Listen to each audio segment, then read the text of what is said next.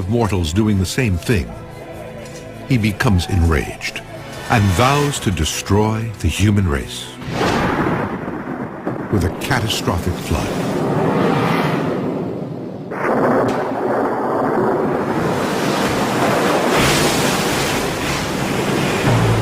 Nine days and nights pass. The rain is relentless, and the earth slowly drowns.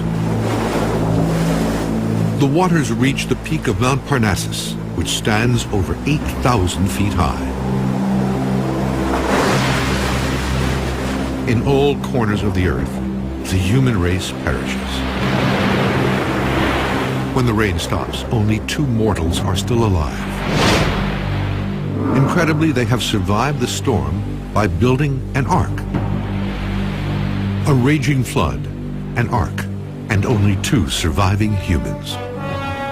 The parallels with the Old Testament are striking.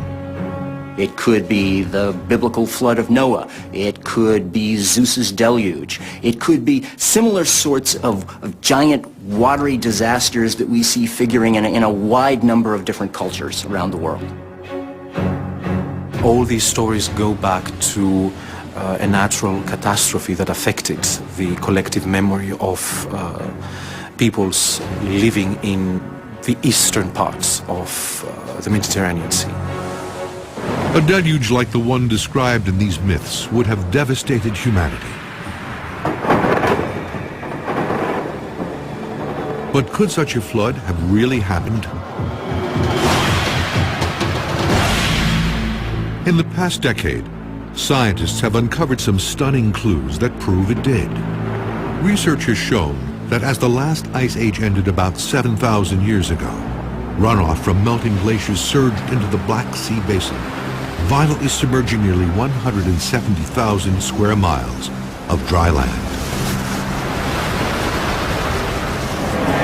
For these people, their entire world was flooding, and it surely must have seemed like they had angered the gods to have brought down this kind of disaster upon themselves. Could this be the real-life disaster that spawned the story of Zeus's flood?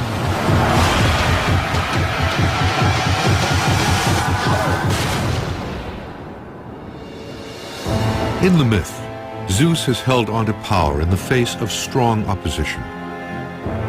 But there is one more challenger he didn't count on. Jesus Christ.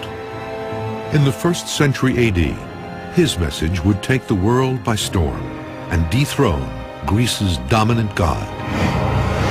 When Christianity came and promised salvation in the afterlife, so gave people something to believe in, something that could happen to them after their death, Christianity found many followers. Zeus's stranglehold on humankind faltered as this new religion spread across the Mediterranean world. Ultimately, the same civilization that worshipped him would reject him. In antiquity, there was no more powerful force than Zeus, except for one, fate. Not even Zeus himself could overturn it. Much as he wants to, on occasion, try to change fate or redirect it, he himself is even subject to its dictates. Before the rise of Christianity, Zeus's myth captivated the Greek world for thousands of years and made him the most feared and respected of all the gods. But he was only one of many, from Greece and beyond, who would leave their mark on mankind.